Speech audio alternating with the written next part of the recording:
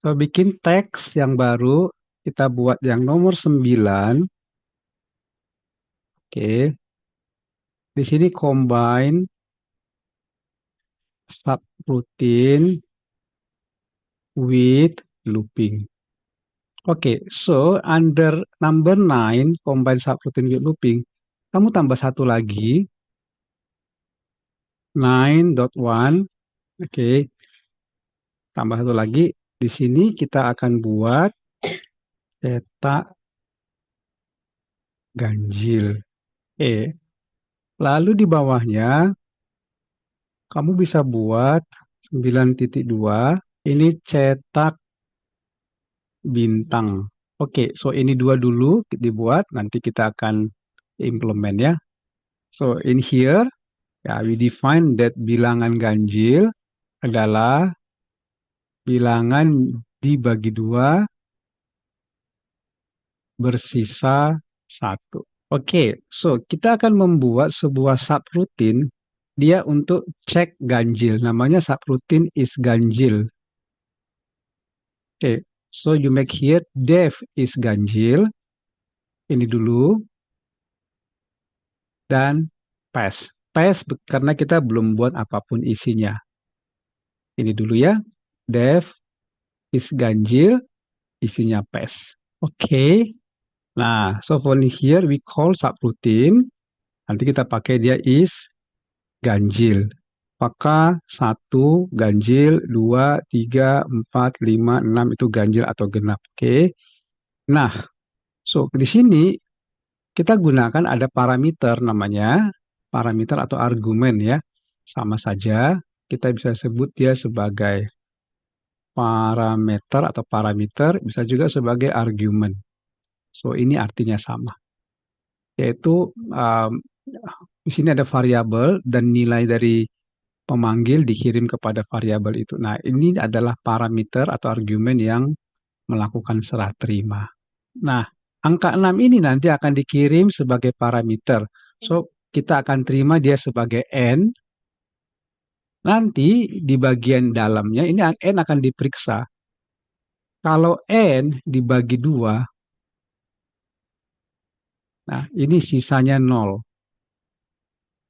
Jika dia dibagi 2 sisa 0, atau sorry, sisa 1, maka ini adalah genap.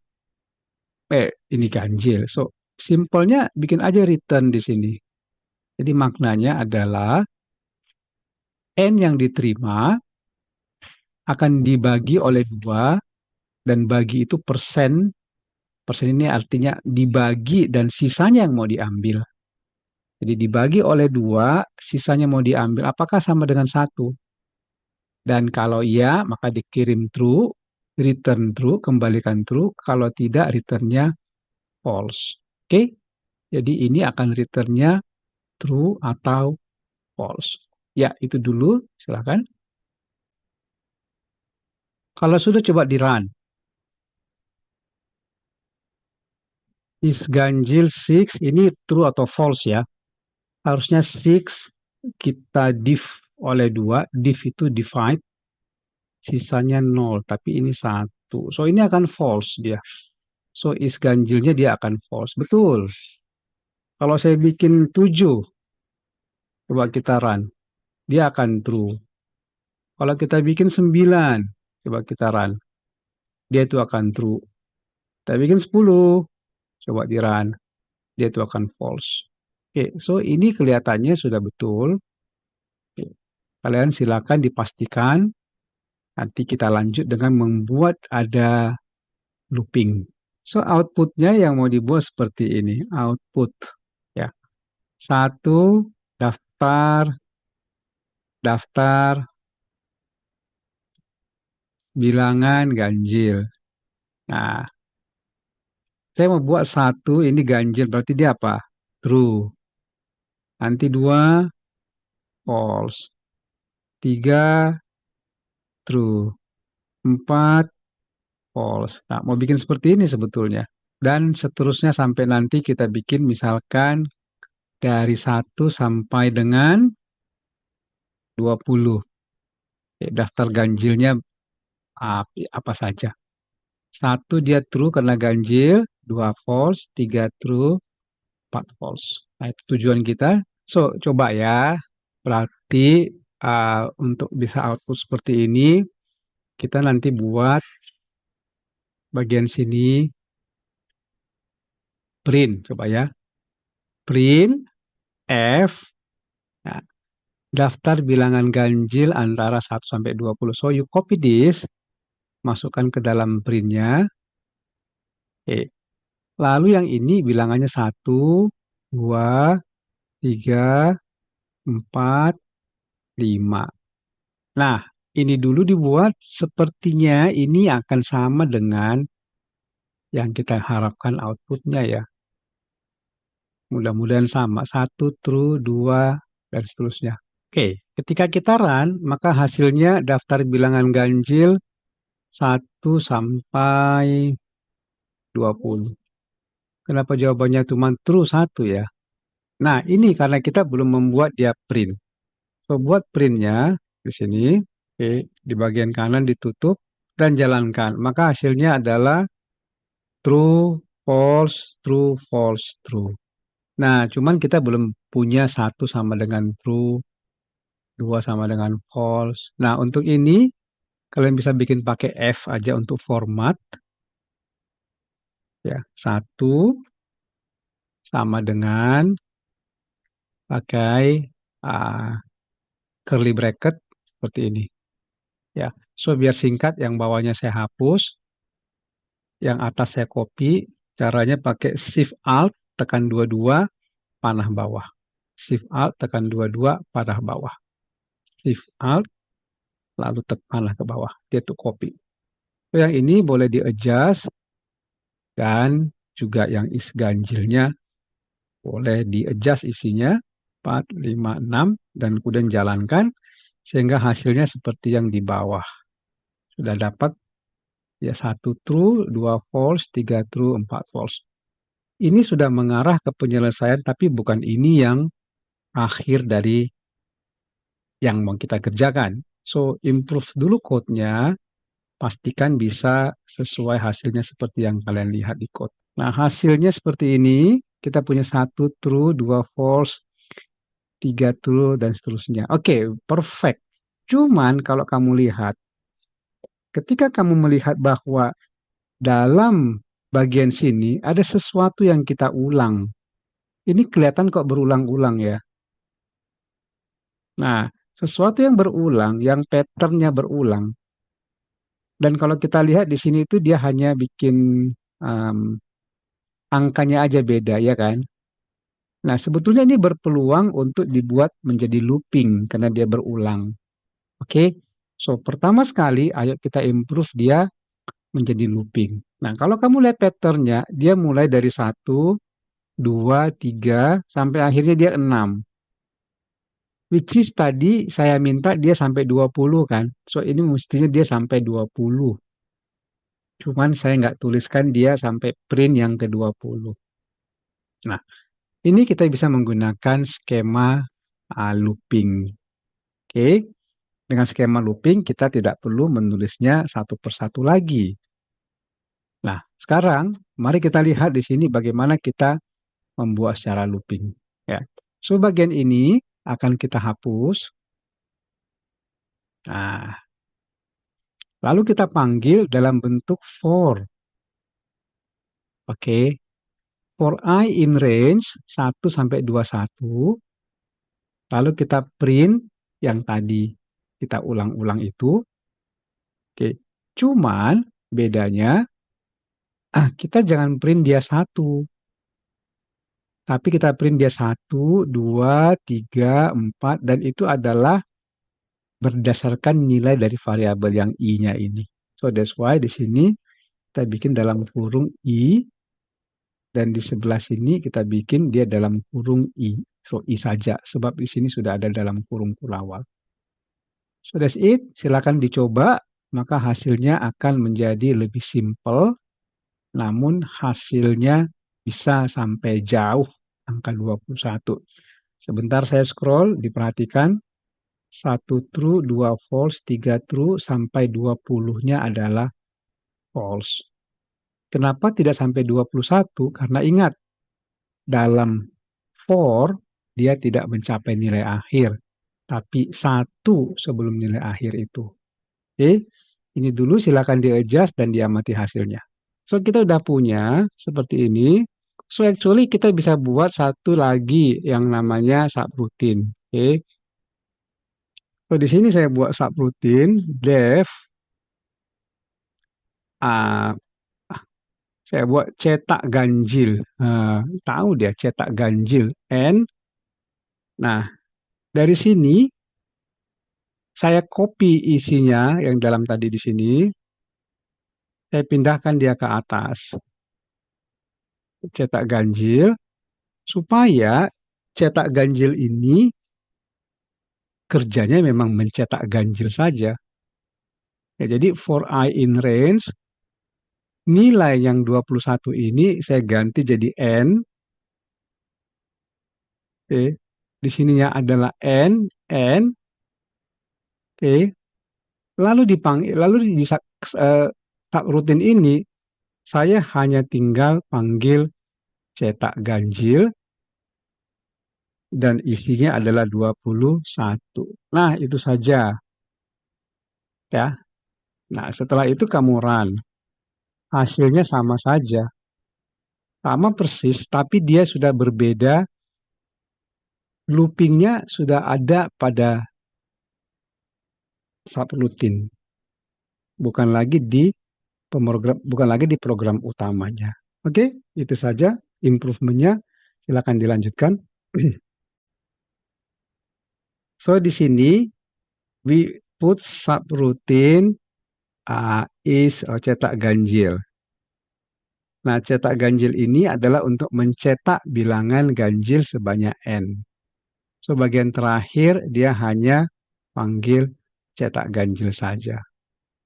Okay, so we have two subroutine, which is when you see here bahwa yang is ganjil ini dipanggil dari subroutine yang lain, ya kan? Nah, jadi ini subroutine memanggil subroutine. Okay, so ini subroutine calls subroutine. Jadi subroutine calls ya, bukan calls harusnya lagi lah. Subroutine yang melakukan pemanggilan terhadap subroutine yang lain. Subroutine call subroutine. So, untuk cetak bintang, saya punya challenge seperti ini. Ya. Mau mencetak bintangnya seperti ini. 1, 2, ya berbentuk diamond. Nah, ini yang mau kita cetak bintangnya. Gimana caranya? Cetak bintang seperti ini. 1, 1, 2, 1, 2, 3, 4, dan makin lama makin banyak ke bawah. Oke. Nah, untuk ini kita harus menggunakan looping. Nah, caranya adalah sebentar ya. Di sini kita coba loopingnya pakai for. I in range. Misalkan in range-nya dari 1 sampai 5 atau 6 dengan skip 1. Ya, ini dulu. Bikin paste, yang penting strukturnya benar dulu dan tidak ada menghasilkan warning atau error. Oke, nah kalau kita buat di dalamnya print F, kayak kasih bintang seperti ini, maka dia akan menghasilkan ke bawah.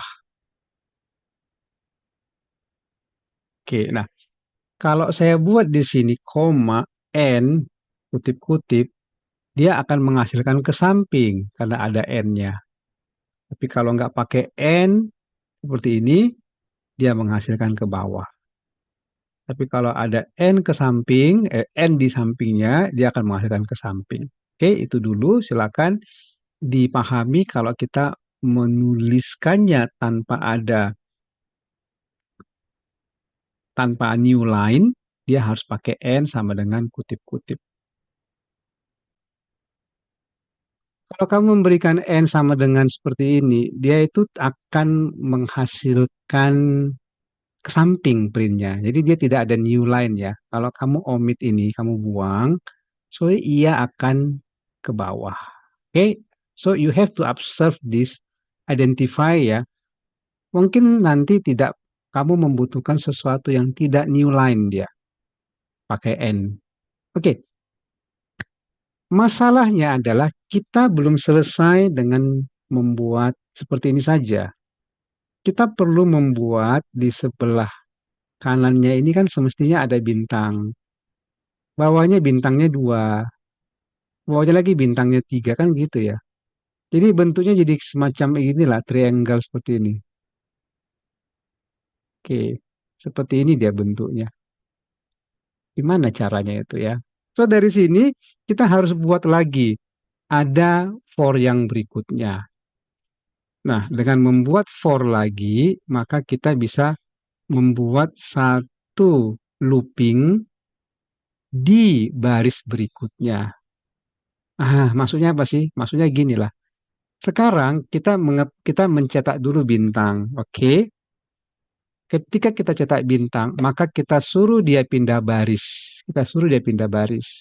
Karena kita akan mencetak bintang. Tapi kali ini bintangnya 2. Kenapa 2? Karena dia baris kedua. Setelah dia selesai cetak bintang 2, kita suruh dia pindah baris lagi. Tapi kali ini dia cetak bintangnya 3. Kenapa 3? Karena dia baris ketiga. Ya, jadi setelah cetak bintang, suruh baris, pindah, cetak 2 bintang, pindah baris, cetak 3 bintang, pindah baris. Itulah patternnya. Oke, so kalau kamu ketemu pattern, biasanya kamu akan ketemu solusi yang lebih cepat. Ya kan? Kalau main piano kan gitu kan. Biasanya jarinya setelah wis kok sih saya ngajarin piano ya. Enggak lah, saya juga bukan ahli. Cuman biasanya dari mana itu kan ada patternnya sehingga kamu menikmati rhythm itu kan. Rhythm itu sebetulnya adalah pattern notasi musik yang naik turun secara teratur. Karena kalau dia nggak teratur nanti dikira kita orang gila yang bermain tidak bermakna ya. So pattern itu yang bisa dinikmati.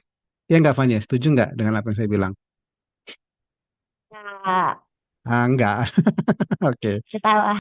Oke. So ini setelah di print, oke, saya nggak bikin N, saya bikin print satu. Setelah itu dia pindah baris, lalu di belakangnya dia print 2. Oke, tapi dia tidak pindah baris. Gini kah? Ya, mungkin nggak. Coba jalankan saja dulu. Wow, ternyata dia ada sesuatu yang aneh ini. Oh iya, iya. Dia aneh karena dia di bagian sini sebetulnya nggak perlulah. Ya, so bagian itu yang satu biji itu hapus aja. Nah, setelah itu kamu cetak. Weh, hampir selesai. Kok bisa ya? Karena pattern. Oke, so, bagaimana seharusnya ini kita buat? Nah, seharusnya di sini mulai nomor 1 saja. Ya, nomor 1 saja, dia akan print sebanyak sekian kali. Jalankan dulu, dan dia berhasil mencetak seperti ini. Kurang banyak, bisa dicetaknya misalkan 7. Kurang banyak, cetak lagi 10. Dan polanya sudah terbentuk. So finally we have this, okay, in the end. So bear in mind that you have to see the pattern and extract what is the connecting between the pattern. So ini adalah connectingnya, ini connectingnya. Ya, kontrolnya itu ada di bagian I-nya ini. Oke, very good. Sekarang kita lanjutkan untuk yang berikutnya. Saya kasih seperti ini outputnya. Kalau dia 5, berarti dia 5. Tek, tek, tek, tek, tek. Inilah 5 kali 5 kotaknya. 1, 2, 3, 4, 5. kali 5. Gimana caranya? So, ini you assume that this one is square ya. Dia benar-benar persegi, kotak begini. Oke, so dia 5 kali 5 di sini. 1, 2, 3, 4, 5. Ke bawah pun dia 5 nih. So, 5 kali 5 dia bentuknya seperti ini. Gimana cara buat itu? Oke guys, so kita lakukan, kita selesaikan secara jantan. Oke Floyd? Ya. Oke Malvin, kita selesaikan secara jantan. Oke. Nah, macam berantem aja secara jantan. Oke, kita cari selesaikan secara senyap. Nah, for I in range. Oke, so dari sini kita bisa bikin for I in range. Oke, kamu bisa bikin mulai dari 1 sebanyak n dengan skipnya 1. Dan di dalamnya juga bikin lagi for j in range 1 n skipnya 1. Nah, cuman n-nya ini berapa? Andaikan dia 5. Oke, andaikan dia 5.